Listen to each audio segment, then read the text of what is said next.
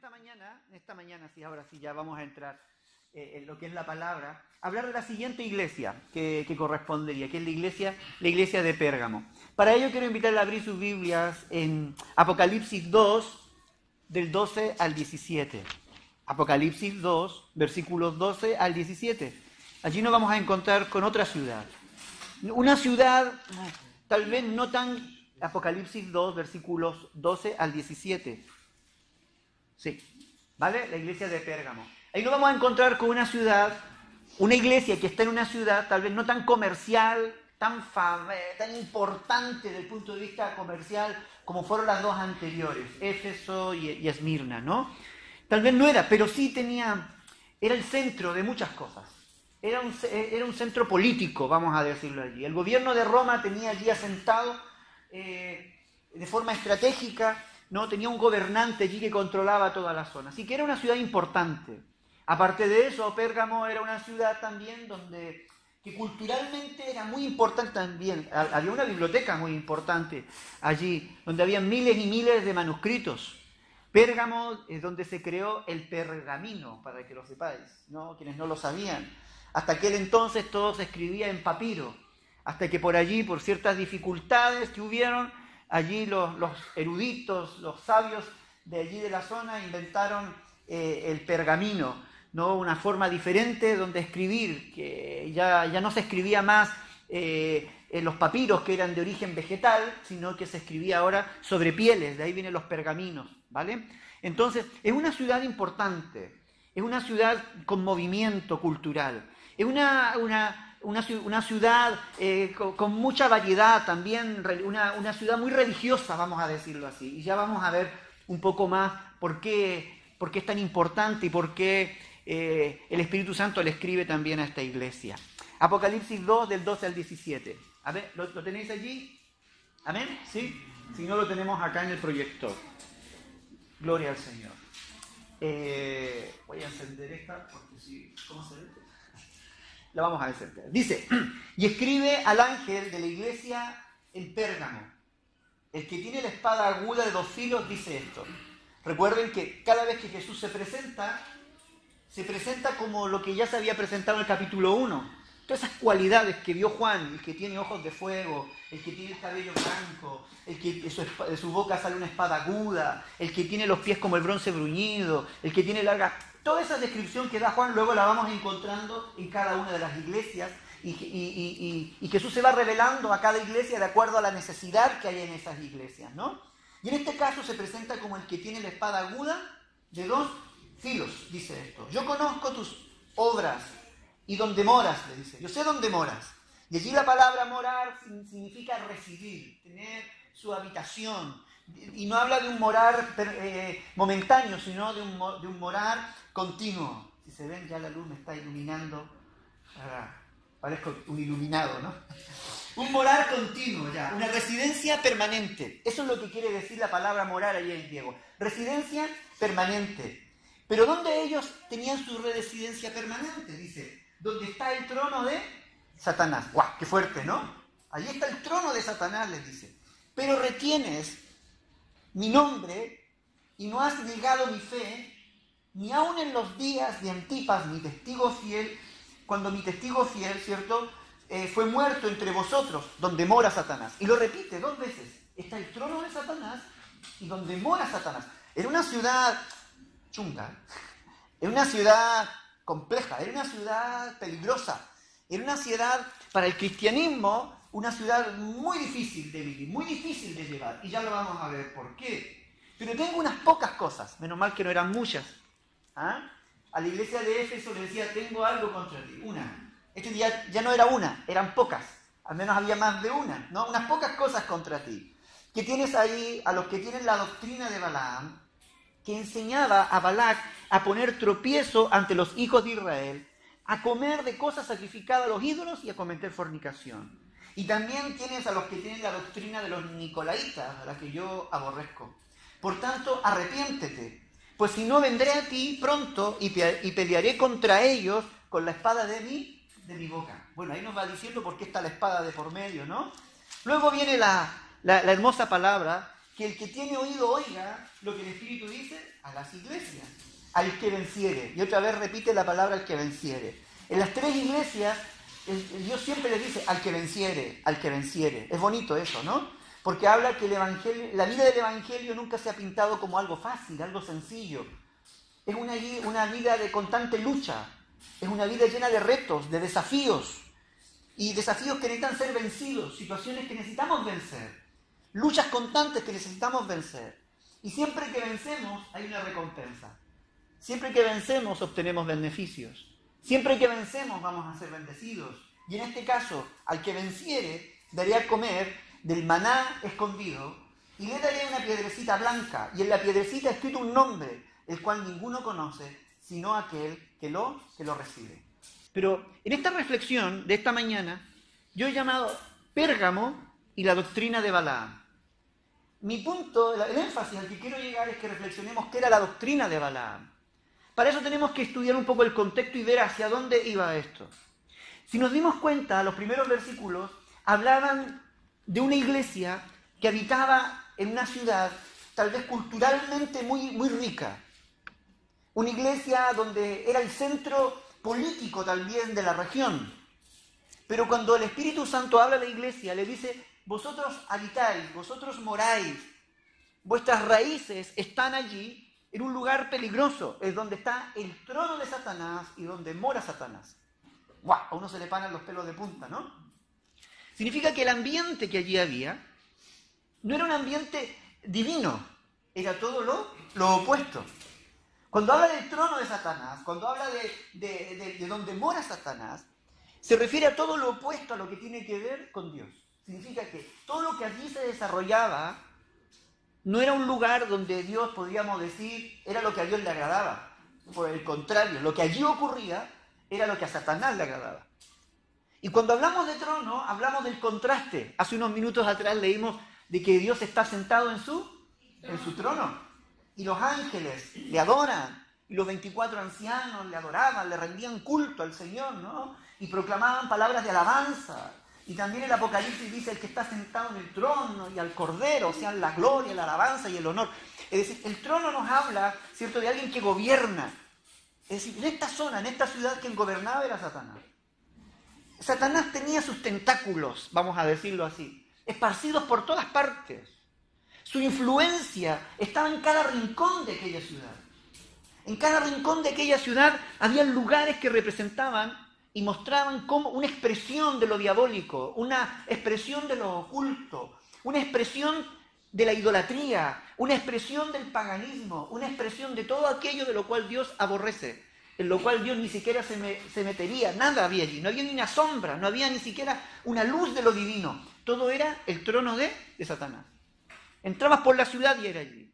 ¿Por qué? Porque era un centro de adoración y culto religioso a tres principales dioses: al dios Zeus, que es el dios de los dioses según los griegos. Tenía, ¿verdad?, literalmente el trono de Zeus estaba allí. Había una imagen de Zeus sentado en un trono y que miraba toda la ciudad. Entre paréntesis, Pérgamo estaba en una colina muy alta. Ahí está, todavía está. Hoy se llama Bérgamo, con B, ¿vale? Ahí está. Y todavía existe. Quedan ruinas del antiguo Pérgamo. Pero allí está el trono de Zeus, gobernando, mirando la ciudad, controlando, como el amo, como el dios de los dioses. Allí está, el gran Zeus. Luego había otro trono, que era el trono a Escalapio. Usted mira, ¿qué es Escalapio? Es el dios de la sanidad o el dios de la medicina, cuya figura es la serpiente. ¿Han visto ustedes que en las farmacias siempre aparece una serpiente enrollada allí? Bueno, ese es Escalapio. Ese es el dios Escalapio. Esa es la figura del dios, la serpiente enrollada. Entonces, cuando los cristianos miraban esa serpiente, ¿a quién se recordaban? ¿A quién se recordaban? A Satanás, la serpiente que engañó a Adán, que engañó a Eva, y por los siglos, ¿cierto? La serpiente ha sido sinónimo siempre de satánico, de diabólico, de presencia de Satán. Entonces, ellos miraban el trono de Zeus, el trono de Escalapio, ¿no? Veían allí la figura de la serpiente y decían: ¡guau! Ahí estaba. Pero en cierta medida había también toda una peregrinación a aquel lugar, porque la gente iba a buscar sanidad. Clamaban al Dios de la sanidad para pedir sanidad. ¿no? Es como cuando hacen las peregrinaciones hoy a los diferentes lugares santos para pedir sanidad, y algunos pagan mandas, ¿no? Caminan de rodillas, se golpean el cuerpo. Bueno, ellos irían también a pedir sanidad. Pero también había un tercer trono que era, dicen, el más influyente, el trono del emperador. El templo al dios del emperador de aquella época. El culto al emperador se daba allí, en su máximo apogeo. En otras palabras, Pérgamo era el trono de Satanás, porque la vida religiosa invadía cada área, cada rincón de la ciudad, con estas diferentes expresiones. Zeus, el emperador, ¿cierto? Escalapio. Y ¿saben? Ninguna se contraponía, sino por el contrario, se complementaban unas a las otras. Ustedes saben que a nivel de idolatría hay un complemento, muchas veces más que una pelea, ¿no? Hay un complemento, por eso es que el mismo que adora a María adorará a la Virgen del Rocío, adorará a la Virgen no sé cuantita, y puede adorar a cualquiera, a San José, qué sé yo. ¿Por qué? Porque hay un complemento. Entonces el ambiente religioso, ese ambiente idolátrico, ese ambiente pagano, que no solamente era una adoración a los dioses, sino que complementada con sacrificios que se elevaban y quemaban allí, sacrificando animales, creaba un ambiente espiritual totalmente nefasto, totalmente diabólico, al punto de que cuando el Espíritu Santo escribe, dice, allí está el trono de Satanás. Vosotros estáis allí, en el epicentro de lo diabólico, estáis allí en el epicentro de lo oculto, estáis en el epicentro de lo más difícil. Esto último exigía, especialmente, lo que es el culto al emperador, exigían una devoción absoluta. Imagínense a un cristiano diciendo, Jesucristo es el Señor. Venía un romano y te decía, ¿cómo que Jesucristo es el Señor? César es el Señor. ¿Qué dices tú? ¿Es César o es Cristo? Es Cristo, te corto la cabeza. ¡Pum! Y volaba la cabeza. Se acabó. Entonces, era un nivel, ¿cierto? Era una ciudad difícil para vivir el Evangelio. Dice aquí, habla de un Antipas, no sé si ustedes se dieron cuenta, el testigo fiel le llama a él, ¿no? Y en los días, ni aun en los días que Antipas, dice, ¿no? Mi testigo fiel fue muerto entre vosotros, donde mora Satanás. Es decir, seguramente Antipas murió a causa de eso. Le lo confrontaron, ¿cierto? Con decirle, oye, ¿quién es el rey? Y él se mantuvo firme en sus convicciones y miró. La iglesia de Pérgamo, a pesar de toda esta situación, hay una salvedad. Hay un reconocimiento que Dios le hace. Dice, pero retienes, dice, mi nombre y no han negado mi fe. Ni aun en los días de Antipas cuando fue muerto. Es decir, de Pérgamo no era tan mala la vida de fe. Podríamos decir, oye, mira, a pesar de todas estas circunstancias que ellos vivían, ellos eran capaces de vivir la fe. No han negado mi fe. Había una lucha constante de fe. Estaban los diferentes dioses y las diferentes religiones, pero allí estaba la iglesia luchando con su fe, sosteniendo su fe, ¿cierto? Reafirmando su fe, a pesar de la persecución, a pesar de las persecuciones tal vez ideológicas, las persecuciones de la práctica de la religión, de las persecuciones políticas, ellos se mantenían allí y no negaban la fe, se mantenían firmes en lo que habían creído. No era una mera lucha ideológica, eso hay que tenerlo presente. Pérgamo no era una cosa que yo creo, bueno, tú ten libertad de creer lo que quieras. Podría ser una lucha ideológica con la religión de Zeus, con la religión de Escalapio, todo esto, pero cuando se trataba de César, era una religión práctica, porque exigía una adoración práctica, y los cristianos se negaban para vivir eso. Entonces, es un tema que tiene allí, ¿no? Cuando tú estás en un ambiente así, es interesante, porque nosotros a veces siempre decimos, o nos quejamos por las circunstancias en las que nos toca vivir el Evangelio. Nos quejamos que el Evangelio es difícil. No, vivir el Evangelio aquí está chupado. Déjame decirlo, es fácil vivir el Evangelio. El ambiente en el cual vivimos no es un ambiente hostil para vivir el Evangelio. Pérgamo sí que estaba en un ambiente difícil, enfrentando diferentes situaciones en el diario vivir. Por otro lado, Jesús se presenta aquí como el que tiene la espada aguda de 2 filos. Y él hace una mención en el principio presentándose así, pero luego él dice, vendré a ti pronto y pelearé contra ellos con la espada de mi boca. Significa que la espada de Jesús estaba para pelear. No venía simplemente como una espada para redarguir, venía para pelear, para confrontar. Estaba Jesús allí presente. Se presenta armado para pelear. A mí me llamaba la atención esto, porque la espada es símbolo, primero, de autoridad, pero también de juicio. Para que os hagáis una idea, en aquel entonces habían dos tipos de gobernadores en Roma. Estaban los gobernadores que tenían el derecho a espada, que se llama. No lo voy a decir en latín porque no me lo aprendí. Tenían derecho a espada y estaban los que no tenían derecho a espada. Usted me va a decir, ya, ¿y qué tiene que ver con eso? Muy simple. Los que tenían derecho a espada tenían poder de vida y de muerte sobre las personas. Su palabra era la sentencia. Si tenían un caso donde un gobernador que tenía derecho a espada, traían un caso donde él inmediatamente decía, muy bien, este es culpable. Y si lo declaraba culpable, en el acto lo mataban. Venía la espada sobre él, pero en el acto. ¿Le explico? No era necesario pasar por un tribunal ni apelación, no. El tipo tenía el derecho a espada. El gobernador tenía el derecho a espada. El proceso penal que se vivía allí en manos de esta gente era eso. Y el derecho a espada era lo que causaba muchas veces y iba en contra de los cristianos. Si te acusaban de sedición, si te acusaban de no reconocer a César como el rey, te llevaban ante el tribunal, ante el gobernador, y el gobernador te podía cortar la cabeza. Pero Cristo se presenta aquí como el que tiene la espada de doble filo. Entonces se presenta como aquel que tiene el derecho a la espada, el verdadero derecho, la verdadera autoridad, aquel que está por sobre todas las cosas. Ahí me encanta, y siempre lo repito, que mi Dios es Dios de dioses y Rey de reyes y Señor de señores. Lo repetimos. Es Dios de dioses, Rey de reyes y Señor de señores. Lo repito, escuche, ¿por qué? Porque Cristo es Dios de dioses, Rey de reyes y Señor de señores. Significa que puede haber un rey con mucha autoridad, pueden haber gobernadores con pleno derecho, pero por sobre ellos hay un Rey de reyes, hay un Señor, Él está por sobre, ¿no? Con poder, con autoridad, con dominio, con el gobierno sobre todas las cosas. Es decir, Dios siempre está por sobre todos aquellos. Entonces Jesús, cuando se presenta aquí, se presenta como el que tiene el derecho, la verdadera autoridad, y el verdadero juicio viene de parte de Él. El verdadero juicio y la autoridad no estaba en manos de lo terrenal, no estaba en manos de lo humano, no estaba en el poder político ni religioso de aquella época. El verdadero poder estaba en sus manos, estaba en Él, estaba en esa espada que Él tenía.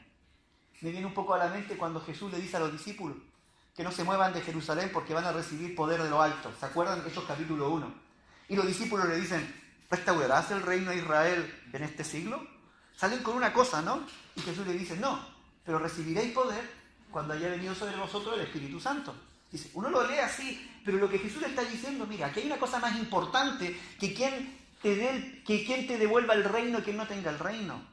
Tú vas a tener algo más poderoso que el reino humano, que es el poder del Espíritu Santo. Porque el poder del Espíritu Santo iba a estar por sobre todas las cosas sobre la vida de la iglesia. Gracias al poder del Espíritu Santo, la iglesia se iba a sobreponer a todo poder político, a todo poder social, a todo poder judicial, a todo poder moral, a todo poder legislativo. La iglesia de Cristo iba a poder avanzar sobre todas aquellas cosas. Iba a estar por sobre aquellas cosas. Y eso es mucho más todavía lo que tú y yo podemos. A veces miramos a nuestro alrededor y nos sentimos débiles, nos sentimos sin poder, nos sentimos como que estamos siendo llevados como la hoja, ¿no? Secas del otoño, que el viento la lleva para donde quiere. Y sentimos como que nuestra vida va... No, eso no es así, eso no es verdad. Aunque nos sintamos así, tenemos que confiar en que está el Rey de reyes y Señor de señores, el Dios de dioses, a cargo de nuestra vida, controlando nuestra vida. Y en medio de toda esa oposición que vivía la iglesia de Pérgamo, ahí había uno que tenía más autoridad que el gobernador, que era Jesucristo. Él tenía el verdadero juicio y la verdadera autoridad. No era simplemente una mera lucha ideológica que había en aquella época. Era una pelea frontal. Cristo es superior a todo poder moral, a todo poder judicial que había ahí en Roma. Jesús tenía la última palabra. Ahora Cristo se levanta así. Él dice, yo ahora sí que tengo un problema. Mi problema no es con lo que tengo alrededor. Si se dan cuenta, el poder de la espada no estaba para pelear contra el trono de Satanás. ¿Se dieron cuenta? Él en ningún momento dice, aquí está mi espada y vamos a pelear contra la religión imperante de la época. Aquí está mi espada y vamos a hacer justicia contra aquellos que están castigando a mi pueblo. Ni siquiera la espada está para hacer justicia. Uno quisiera a veces decir, Señor, pero defiéndeme, ¿no? Mientras le cortaban la cabeza a Antipas, podrían haber dicho, pero Señor, ¿dónde te has metido? ¿Qué? Mira, dejas que a tu siervo fiel, bueno, testigo, lo estén matando y tú no intervienes. Pero la espada de Dios no estaba contra aquello, y a mí eso me llamó la atención. Que la espada no está contra lo que está alrededor, no estaba. Sino que la espada se levantaba con un problema interno que había en la iglesia. Con un problema interno que estaba allí. Dice, pero tengo unas pocas cosas contra ti, dice el 14. Que tienes ahí, ¿a quiénes? A los que retienen la doctrina de Balaam. Contra aquellos, Dios dice, yo voy a poner mi espada, voy a emitir un juicio y voy a confrontar. Esta es la problemática verdadera que tenéis vosotros. ¿Saben? Y esto es muy interesante. Porque los grandes problemas que nosotros vamos a ver siempre en la iglesia, nunca, pero nunca han tenido que ver con el contexto de la iglesia, sino que los grandes problemas que la iglesia enfrentaba han estado siempre en el interior de la iglesia. ¿Sí? Es decir, y eso me habla tanto a nivel personal como congregacional. Tú no tienes problemas con tu vecino. No es tu problema que puedas tener con tu matrimonio. No es el problema que tú puedas tener con tu compañero de trabajo. No se trata de los problemas que puedas tener a nivel de sociedad. Que la sociedad en la que vivimos es tan corrupta y por eso que, a mí me dan ganas de alejarme del Señor. No, los problemas no están alrededor. Los problemas están en nuestro corazón, están en tu interior. ¿Sí? A nivel personal. Los problemas están allí en nuestro interior. Y Dios nunca se encarga de decirnos, mira, ataca el problema que está afuera. Dios siempre ataca el problema que está en nuestro interior. Su espada se levanta para ir a apuntar a lo que está. Por eso que la palabra dice que la espada del Señor es como una espada de dos filos que penetra el corazón, los pensamientos, las intenciones, ¿cierto?, que hay en nosotros. ¿Pero a quién? A nosotros. No al de al lado. Aquí no se trata de orar para que Dios cambie a Yanina. Dios me tiene que cambiar a mí. No se trata de que Dios cambie la realidad que está aquí alrededor. No, tiene que cambiarme a mí porque Dios quiere que yo influya en la realidad. Los problemas para Dios no son problemas. Lo que Dios quiere enseñarnos a nosotros a vivir en relación con Él. Y la iglesia de Pérgamo, a pesar de que tenía muchas situaciones complejas alrededor, muchas situaciones difíciles alrededor, Dios dice, tú tienes algo en tu corazón. Hay algo que tú estás reteniendo en tu interior, de lo cual tienes que cuidarte. ¿Qué es lo que era? La enseñanza de Balaam y de los Nicolaitas, la que yo aborrezco, dice. Es decir, Dios aborrecía estas cosas. ¿Puede haber algo que Dios aborrezca tanto? El pecado, me dirá, ya, pero ¿qué pecado? Sí, aborrece Dios. Dios odia, no lo puede ver, no lo podía soportar. Esta doctrina de Balaam y los Nicolaitas, esto no lo podía soportar. ¿Qué es lo tan grave que Dios no puede soportar? Ahora, les quiero comentar un poco acerca de esa doctrina. Algo que Dios no soporta, algo que Dios aborrece, algo que Dios emplea su energía, su fortaleza para atacarlo. Déjeme decirle que esto está basado en lo que es la doctrina, en la historia de Balaam. ¿Quién fue Balaam? Déjenme enseñarles. Dice que aquí Balaam enseñaba, dice, aquí nos da a Balac, ¿cierto?, a poner tropiezo ante los hijos de Israel, a comer cosas sacrificadas a los ídolos y a cometer fornicación. Esto es lo que le enseñaba Balaam a Balac. Uno dice, ya, pero la fornicación tan grave es. El tema no es solamente la fornicación en sí, el tema no es solamente la adoración a los ídolos en sí, ¿no?, sino que hay una cosa aquí de fondo. Mire, déjeme contarles la historia. Luego vamos a leer algunos versículos de donde está la historia. Dice que enseñaba a Balac a poner tropiezo al pueblo de Dios, a comer cosas sacrificadas a los ídolos y a cometer fornicación. Esta doctrina, en cierto sentido, estaba enseñando una falsa libertad. Una falsa libertad. Frente a la presión social que se promovía en Pérgamo, ellos promovían una vida liviana, sin confrontación al pecado. Sin confrontación al pecado. ¿Ya? ¿Me voy explicando? Es decir, no luchemos contra ellos, ganémosle. ¿Cómo? Cedamos a lo que está allí en el mundo y vivamos de acuerdo a esas formas y a esas costumbres que están allí.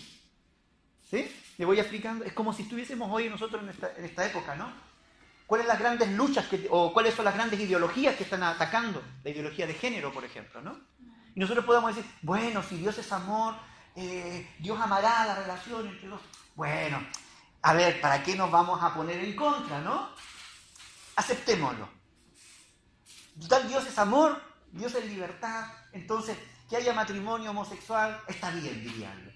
Eso sería una aceptación. El espíritu de Balaam llevaba a eso, a aceptar lo que estaba afuera como algo natural, como algo normal, que no había necesidad de luchar, que se podía convivir con aquellas cosas. Total, en Dios había libertad. Entre paréntesis, la doctrina de Balaam y los nicolaítas era casi exactamente lo mismo. El mismo principio. Ahora uno dice, ¿por qué alguien llega a vivir y promover un estilo de vida tan liviano? ¿Sí? Esa es una buena pregunta. ¿Por qué Balaam llegó a esa situación de querer promover y de hacer caer incluso al pueblo de Israel?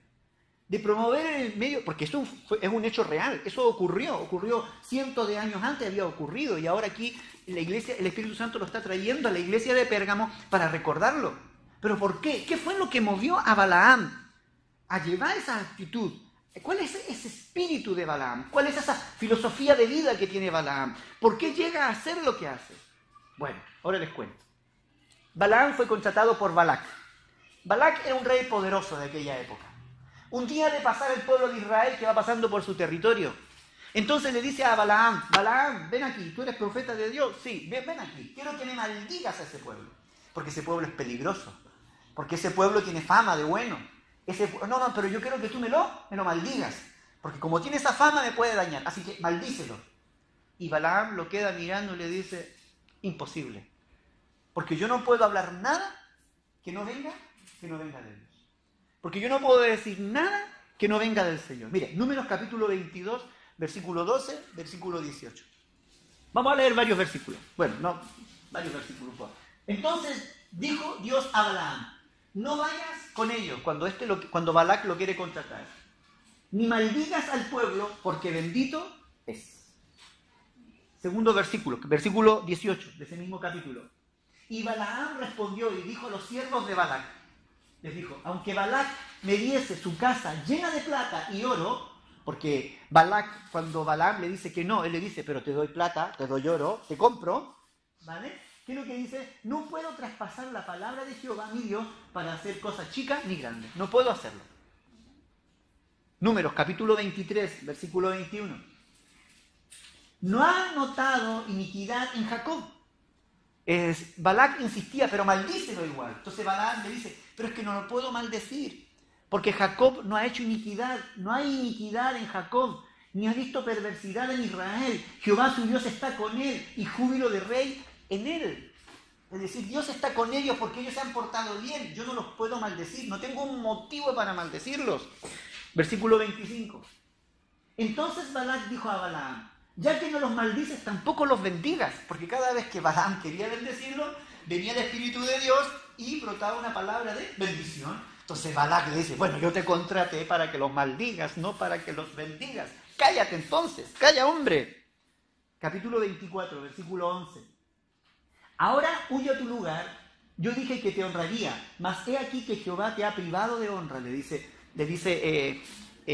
Balac a Balaam, ¿no? Balac a Balaam le dice, ya que Dios te lo ha privado. ¿Por qué? Porque al final él nunca terminó de maldecirlo concretamente. Entonces Dios te ha privado de la honra. Versículo 25. Entonces se levantó Balaam y se fue, y volvió a su lugar, y también Balac se fue por su camino. Aquí se acabó la amistad. Ahora, capítulo 25, 1. Está abajo, al siguiente. Moraba en Israel, Sitim, y el pueblo empezó ¿a qué? ¿A qué empezó? A fornicar con las hijas de Moab. Algo pasó entre ese versículo y el otro, que el pueblo de Israel de pronto comenzó a fornicar, comenzó a pecar. Antes no lo podían maldecir porque se portaban bien, hacían las cosas bien, pero algo pasó en que de pronto, de la noche a la mañana, Israel cambia su situación. Capítulo 31, 16, aquí nos da la clave. Y aquí, por consejo de Balaam, ellas fueron causa de que los hijos de Israel prevaricasen contra Jehová en lo tocante a Baal Peor, por lo que hubo mortandad en la congregación de Jehová. ¿Por causa de qué? De Balaam. Es decir, Balaam indujo al pueblo, ¿para qué? Para que pecara. Ahora, con estas claves yo quiero terminarles la historia. Balac le dice a Balaam, maldíceme el pueblo. Balaam dice, no, ¿Y si te pago? No, dice él. Aunque me dé una casa llena de plata y de oro, no lo puedo maldecir porque ellos están bien. Incluso se montó hasta en un asna. ¿Se acuerdan de esa asna que le habla? Vale, hizo, pero no podía. Hasta que de pronto Balaam revela el secreto y le dice, ¿sabes?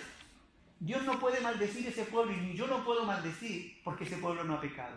Entonces lo que vamos a hacer es influenciar en ese pueblo. ¿Para qué? Para que peque.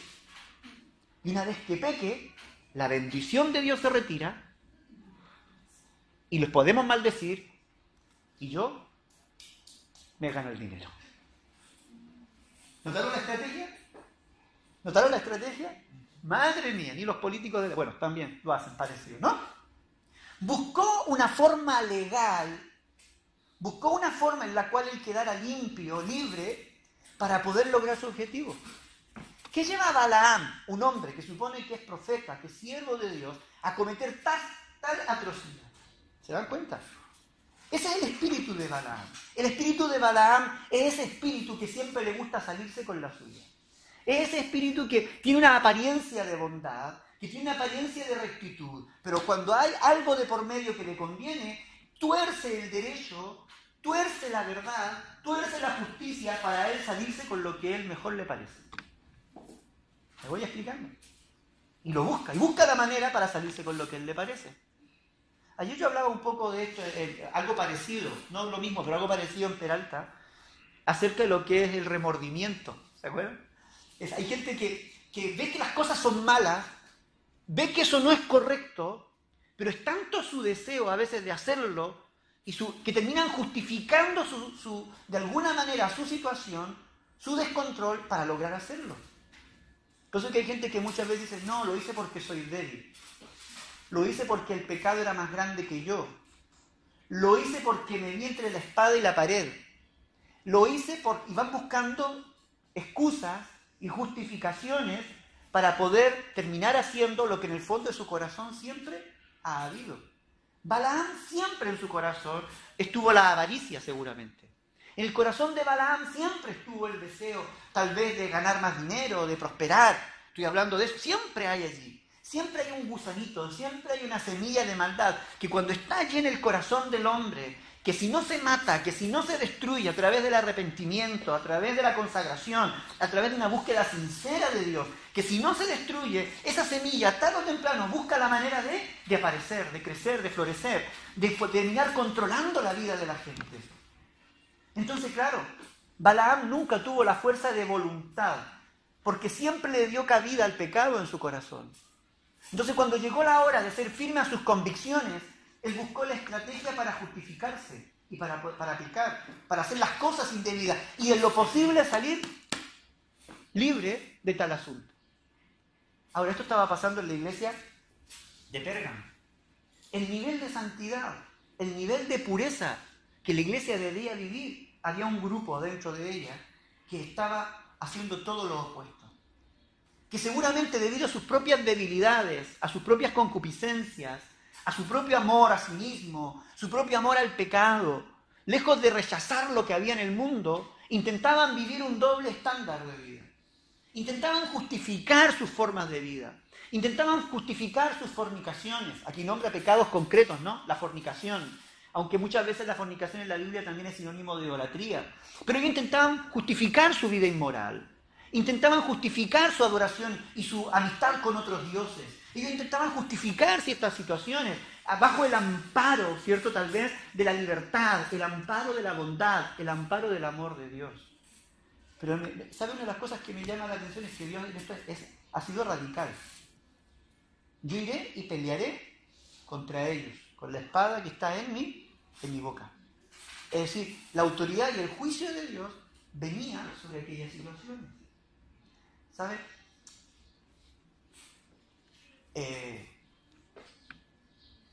Cuando hay una persona que tiene una enfermedad como, qué sé yo, un cáncer y todo, siempre ocupan, bueno, ya más o menos lo sabemos, ¿no? Siempre los médicos usan medicamentos agresivos para matar esa enfermedad y detenerla, ¿cierto? Y sin importar el precio y el desgaste, se emplean todos los esfuerzos humanos y médicos para acabar con ello. Porque se sabe que si eso no se corta de raíz, tarde o temprano vuelve a aparecer. Entonces por eso viene la quimio, viene la radio y viene todas las terapias a y por haber, porque buscan la manera de extirpar todo aquello germen y que no queden ni indicios de aquello. Si hay que cortar órganos, se cortan órganos, si se saca, con tal de que eso desaparezca por completo. ¿Sí? Eso lo vemos nosotros hoy por hoy. ¿Sabe? Eso es lo que está haciendo Jesús aquí, con su espada. Está siendo tajante. Está diciendo estas prácticas de liviandad, estas prácticas que no quieren tener un compromiso pleno con Dios, no pueden ser aceptables en vuestro interior. Y eso es lo que Dios tenía contra la iglesia de Pérgamo.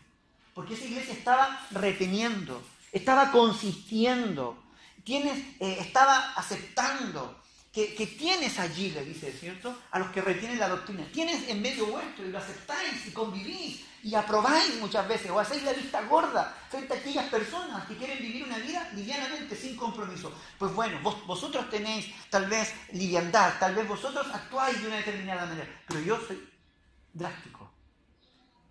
Esto es inaceptable. Me voy a explicar. Es inaceptable. ¿Por qué? Porque cuando nosotros albergamos pecado en nuestra vida, cuando nosotros no tenemos la fortaleza de llamarle por su nombre a las cosas que desagradan a Dios, nosotros tarde o temprano terminamos cediendo, debilitando nuestra fe, cediendo al pecado, cediendo ese estilo de vida, y eso termina destruyéndonos a cada uno de nosotros. Lo que Dios quiere es que todas esas situaciones sean extirpadas de cada uno de nosotros. La doctrina de Balaam te va a decir, no, hermano, Dios es amor, Dios te entiende, Dios te acepta como tú eres. Así es que, si mientes, no pasa nada, una mentirita. ¿Por qué mintió? A ver. Mintió por... no, ya hasta yo mentiría, hermano. Tranquilo, Dios es amor, Dios lo entiende, Dios lo acepta. Siga viviendo así, pero venga a la iglesia, cante unos coritos, haga algunas cositas para la obra del Señor, está todo bien. Hermano, tiene problemas con vicios. No pasa nada, hermano. Dios es amor, Dios lo entiende. La doctrina de Balaam es una doctrina permisiva. Es una doctrina tolerable. Es una doctrina que te hace creer que está todo bien cuando en el fondo no están las cosas bien. Las cosas van mal y necesitan ser cambiadas, necesitan ser erradicadas de nuestro corazón. Y con esto aprovecho paso el dato, ¿no? ¿Cuál es la actitud que tendría que haber tenido la iglesia de Pérgamo, ¿no? Haber dicho, no, quítalo, extírpalo de tu vida. Haber enfrentado esas situaciones y haber llamado a cambios radicales, a verdaderas conversiones al interior de la congregación. Porque el que no abandona el pecado no se ha convertido. El que no abandona los malos hábitos no se ha convertido. El que sigue engañando no se ha convertido. El que sigue viviendo una doble vida no se ha convertido. Pero esta iglesia no era capaz de mirarlo a la cara. Y yo os digo, hermanos, y siempre le he dicho, hermanos, no podéis dejaros esclavizar por las cosas. Tenéis que ser libres. En la vida que se convierte son vidas que viven de forma exclusiva para Cristo, para Jesús, y le sirven solo a Él y le adoran solo a Él. Son como Antipas. Antipas, testigo fiel. Jesús se miró a sí mismo y dijo que él era testigo fiel también, verdadero. Antipas, un testigo fiel, un tipo que era capaz de entregar su vida, por servir y por honrar a Cristo. Y en esa misma iglesia habían otros que cedían frente a las situaciones para mantenerse bien con el mundo y de paso pasar desapercibido al interior de la iglesia. ¿Saben? Eso no lo podemos tolerar en nuestra vida personal y tampoco en la congregación. Tenéis que vivir vidas siempre definidas. No seáis como Balaam. No escuchéis las voces que os llaman muchas veces y que os seducen creyendo, y que los llevan a un conformismo, porque al final el que se conforma termina perdiéndose. El que se conforma termina viviendo vidas livianas. El que se conforma y no se supera y no está en un continuo arrepentimiento, en una continua vida de santidad, termina viviendo una vida fría, tibia, mediocre, donde se va perdiendo el mismo. Yo a veces veo y digo, ¿por qué la gente a veces se enfría? ¿Te has dado cuenta? ¿Por qué a veces nos enfriamos? A ver, no miremos a otros, miremos a nosotros mismos. ¿Por qué nos enfriamos muchas veces? Porque a veces estamos tan apasionados y de pronto empezamos a enfriarnos, ya nos quitan las ganas, ya nos dan ganas de esto, lo otro, bla, bla, bla, bla. No digo que siempre, pero muchas veces es porque hemos perdido nuestra pasión hemos perdido nuestro compromiso con Dios. Hemos aceptado y hemos ido cediendo, ¿cierto?, a vivir una vida más cómoda en el Evangelio. Y muchas veces esa vida cómoda es simplemente porque hay cosas que no queremos dejar.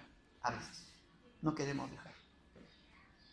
Hermanos, la doctrina de Balaam nos mata. El pensar como Balaam nos mata. Porque nos engañamos a nosotros y traemos maldición a nuestra vida, a nuestra familia. Y no permitimos que la bendición de Dios venga sobre nosotros. La espada del Señor se levantaba esa mañana y decía, muy bien, vamos a poner las cosas sobre la mesa. Pérgamo, muy bien, chapó, porque en medio de la situación en la que estás viviendo, te mantienes firme. Pero hay algunos en tu interior que están jugando la doble vida. Hay algunos en tu interior que no están viviendo de acuerdo al nivel que yo quiero. Hay algunos en tu interior que no están siendo como Antipas, no están siendo testigos. Al menos cuando Cristo venga, quiero que me halle fiel, sirviéndole. ¿Cómo termina esta carta? Al que venciere. No dice al que venciere a Zeus, al que venciere a César, no. Al que venciere. Al que sea capaz de vivir a la altura.